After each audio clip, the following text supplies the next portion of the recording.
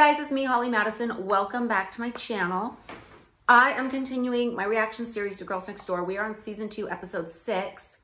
This is called Sleepwear Optional. It's about us giving a slumber party to Cara Monaco, who is the Playmate of the Year. I don't remember a lot of what happened in this episode. I think I should like this episode. I think I have good memories of it, but we'll see. Also, I might be eating a pizza through this. It's like a gluten-free, you know, kind of healthy pizza. If you'd hit the like and subscribe button, I'd really appreciate it. And let's get on with the episode. You guys, stop it. If I wasn't recording with my phone, I would screenshot this opening and send it to Bridget and be like, do you remember this? Because a warning comes on. It says, warning, this ghetto game should not be, wait, it went away. What did it say? This ghetto game should not be attempted by no one, no way, no how. Peace out. So this has to be when I asked Kendra what ghost ride the whip means. That means you're like, your car's driving, it's in neutral, and you're like walking by your car while it's driving. But I didn't know that at the time. She was talking about it or somebody was talking about it. So I'm like, show me how you do it. But I don't know how I feel about like the warning that says this ghetto game. I don't have any problem with the scene. Like I remember we were just goofing around. It was fun. Like Kendra wanted to show us something. We did it. But I feel like when they put that warning on and they say this ghetto game, it gets really like appropriation-y, like in an insulting way. It just like leaves a really bad taste in my mouth. I don't remember that warning coming on anytime we screened the show. I don't know if they added it later, but it's not really cute. We're going crazy because like Kendra's blocking traffic and people are honking and Bridget and I are like pointing at them, making fun of them. And I'm wearing like these Ugg boot looking things outside. I never had an actual pair of Uggs, but the ones I had were like knitted from Victoria's Secret and they kind of had like a Norwegian looking pattern on them. And then they do a fake scene where it looks like a car's coming up behind Kendra and crashes into her and they play a fake crash noise. So we're starting off with Bridget and I walking over to the Playmate house because I was throwing a slumber party for Cara, our friend who just became Playmate of the Year. And I remember when Cara became Playmate of the Year, I was so happy for her, 100%. But I felt, it kind of made me feel sad at the same time. Not that I didn't want her to have it or wasn't super happy for her, but I felt like everybody else was kind of like moving on with their lives and I wasn't. Which looking back, I can now see that I was moving forward because I was on a hit TV show. But I didn't feel that way. I still felt very much like I was trapped in the bubble and couldn't get out. And Cara was like the one who was like living out my dream, who like came to be a Playmate and then Playmate of the Year. And her pictorial was so gorgeous. Like it was Cinderella themed. It was so pretty. And yeah, I just remember feeling like a little bit sad, like everybody else is moving on with their lives. And I'm like 27, which I felt like was practically ancient at the time. And I just felt like my life was going nowhere and I was just kind of stuck. I also mentioned that Cara is moving out of the Playmate house because some women lived there briefly, some Playmates, and they weren't like girlfriends. They didn't have any like weird requirements to live there or anything, but it was something that Bridget and I encouraged just so we could have more people around for fun. And they were, you know, Playmates that we were kind of like rooting for, like we liked hanging around, and Cara was one of our favorites and she was moving out. So it was bittersweet. And I say that she's becoming Playmate of the Year and she's moving out. So it's kind of like graduation time. And that's kind of how I felt. I felt like other people were graduating and I was being held back grades. It was kind of that similar feeling. Oh my God. So the Playmate house is like all bright colors, very campy. And we're talking about a bathroom. And I say to Bridget, it's like your style because it's campy and stuff, which is not an insult. I love camp. But the way they cut it, they cut back to Bridget going, and then they make like a sound effect, like a boink, like she's super insulted. But I don't think she would be. Like we both love that style and we love camp. Like I wasn't insulting anybody. But it's just another good example of how they cut things to make it look like there's little conflicts when in fact there was not. Which is fine. Like I'm not opposed to like little things like that. It makes the show more watchable, more interesting. But as I've mentioned before, in other commentaries, there are times when it bugs me. Like I don't like it when they make it look like I'm really hating on somebody when I'm absolutely not. And you know, sometimes it works, sometimes it doesn't.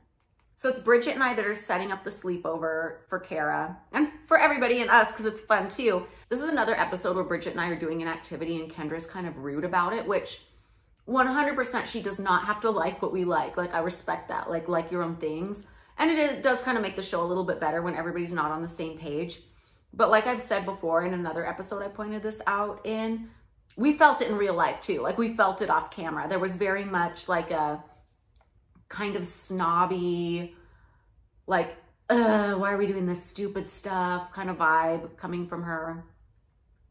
I don't know. So I'm talking to Mary and I'm listing off all the playmates who are coming to this slumber party. And as I'm listing them off, they show footage from their playmate videos. So back then when a playmate shot her centerfold in her pictorial, she also had to shoot a playmate video. And these videos were beautifully done. They made the women look great, but they were a little bit cheesy, and cheesy combined with nudity can sometimes come off a little embarrassing. Like, sometimes I thought the scenes were a little, and I'm not saying that in like a judgy way to judge the women involved. And even like, I knew the people who made those videos, and I know they always like had the best intentions and stuff, but it definitely wasn't my taste. And I definitely didn't want like a video of me like running around naked if I didn't have to. Not that it wasn't on the show, because we didn't know we were going to be unblurred, but, and I think a lot of women who tried out for Playmate back then didn't know about the Playmate videos. Like, they thought they were just going to get this really beautiful pictorial in the magazine and a centerfold. They didn't know about the video. And I know that some of them were kind of uncomfortable with the video portion of it, because there's a big difference in comfort level between doing a nude still photo and a nude video. And some of the scenes could get pretty racy. And I know that when I worked at the studio, there was one Playmate that, you know, had an excuse to not come back to the country and shoot her Playmate video. And I just think it was, I don't know, it just wasn't the same as doing a pictorial. And even though back before I moved into the mansion, I really wanted to be like a Playmate or Playmate of the Year, the video, like, I'd never seen a Playmate video before.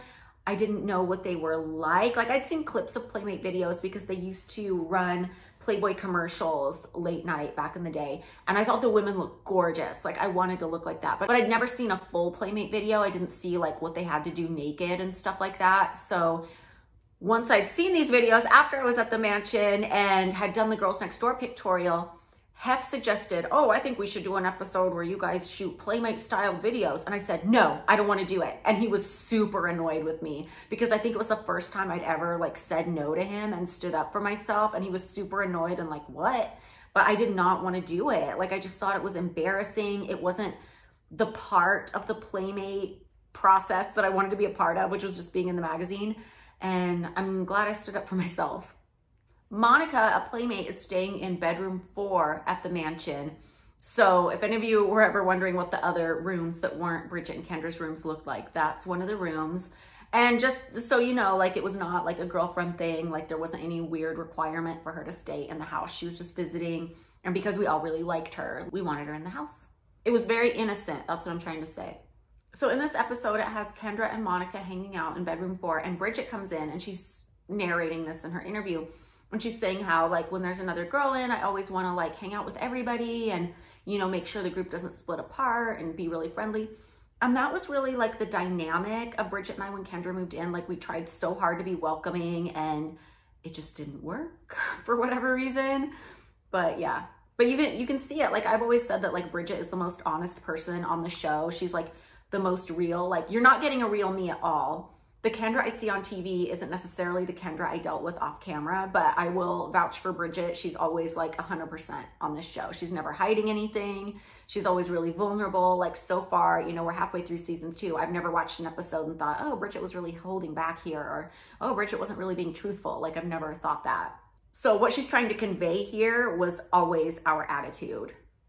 So Bridget's telling Kendra and Monica how she was looking all over the house for Hef and she couldn't find him. And it's interesting to note that this was before the days of smartphones. Like, there were like sidekicks and stuff, but it wasn't common for people to have a smartphone that they texted with. So if you couldn't find somebody in that giant house, you couldn't find him. And I remember Harry Potter, Prisoner of Azkaban came out around that time, and we were watching the movie with the Marauders map. And I remember thinking, I could really use that here, because if you were looking for somebody in the house, you couldn't necessarily find them. I think this episode is very real in that it shows Bridget and I trying very hard to include Kendra and her just like not wanting to do it. And usually this show tries to play me off like I'm super snobby and I'm always like you know, making faces and like hating on people. But like Bridget and I really tried. I'm laughing because I have a present for Kara. It's a Playmate of the Year necklace, and I hand it over to her and I'm like, I'm so excited to give Kara this gift because I designed it myself, and it's just a Playboy bunny. Like, what is the design? But what, so it's not like it's an original design. But what I meant was there was never a special necklace for the Playmate of the Year before. Like, have had these little Playboy necklaces made that were different from the ones that were licensed to be sold publicly that he gave to all the Playmates and all his girlfriends. But the Playmate of the Year didn't have a special necklace. So along with my Playboy jewelry line, I had them make like a bigger bunny with like a pink eye because, or a pink bow tie, I don't remember, because pink was the Playmate of the Year color, and it was all diamonds and it was really pretty. But I'm laughing because I'm like, I designed it myself, but it's like, it's just a Playboy bunny. The idea was mine, but not the design. Yeah, somebody's being obnoxious in this episode. She was like talking about the necklace. She's like, it's so beautiful. Kara deserves it. Where's mine? And like, maybe she was just joking, but I kind of feel like it captures the mood of this episode. It's like, I don't know. We were just trying to do something nice for somebody else. It's just this season, rewatching season 2, I'm just starting to get the vibe that there's somebody who like is never really happy when the plot line isn't about them. I'm bleaching my eyebrows during this era and it's bothering me so bad. Oh my God, they're doing it again. So there's this scene where Kendra's like, oh my God, I have to go back to the mansion. I forgot my present. And then it cuts to me going like this. And it's just like normal face, like my normal resting bitch face. But I know they found like the best resting bitch face cut they could to make it look like I'm so pressed that Kendra has to go across the street. Like, I don't care. If somebody has to go across the street, it's not that big of a deal. So they're cutting back to the Playmate house and Hef asks where Kendra and Monica went.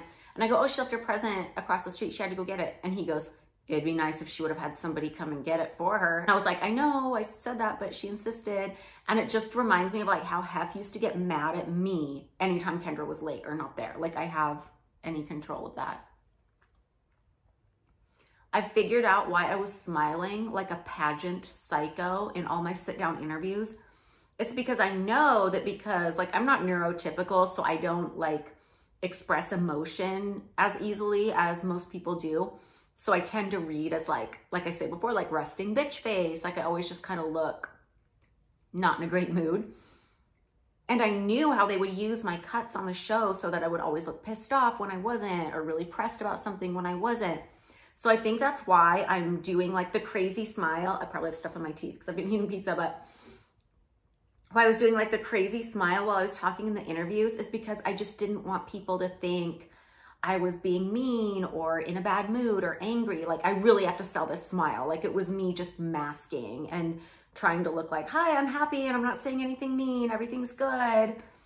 I felt like I had to go that extra mile for people just to like understand that. And so my interview wouldn't be used in a bad way. You know what I mean? Okay, so we get drunk, we play light as a feather, stiff as a board, we prank call the kitchen, and then I'm like, I had to go back home around 2 because I want to get back in bed with Puffin, aka I had to. It kind of sucked because I never really got to like stay out and hang out with the other girls as much as I would have liked to. It happened when we went to the Queen Mary too, which we didn't record for the show. But we went to stay overnight on the Queen Mary, which is very haunted, and we had a really fun time. But I wanted to stay out and explore the ship with the rest of the girls. And Hef was like, no. And he like grabbed my hair and like tried to like pull me back toward the bedroom. I was just like, are you serious? What are you, a caveman? And I just look back at my time at the mansion and I feel like I could have had so much more fun if I just would have been given like a little more leeway and been able to have more fun with the other girls and stuff. So we are cutting to Kara's Playmate of the Year press luncheon. And it's just dreamy. Like all her pictures are blown up big and she looks so pretty. And it just looks like, you know, such a special thing to be Playmate of the Year back then. Kara was just so cute. She was like a hot Marsha Brady. All right, so takeaways from that episode. I think my favorite part was definitely seeing Kara because we all loved her. And I felt like I kind of got to live vicariously through her a little bit because I remember when I was young and the first time I saw a Playmate of the Year luncheon on Entertainment Tonight, I thought, oh my God, it would be so cool to be Playmate of the Year and just I feel like Kara had the most awesome pictorial and the most awesome luncheon, and it was really cool to see that and kind of like live vicariously through her. My least favorite part is just kind of how awkward it was, you know, when Bridget and I would try to like get everybody together and, you know, wanted everybody to have fun, but then other people would kind of reject that, which is like, okay, in a way, like do what you want to do. But I always felt like I always got in trouble for it. You know, Hef would always get mad at me if people weren't like exactly where they were supposed to be all the time. And I just feel like public image wise, it always looked a different way just because like I'm so stoic, and I was always cut to look like I was super jealous of everybody and like super, you know, Debbie Downer about everything. It always looked like, you know, there's one person who's fun and, you know, wants to have fun and would be so fun to hang out with, and then this person's a bitch. But really it was like Bridget and I trying to get everybody to come together, and then other people I think would get frustrated if things weren't all about them sometimes.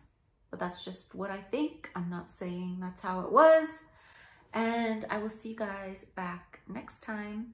I think it's gonna be 2022 when I get back around to doing another one of these. I think our trip to Europe is next. So I will see you guys then. Bye.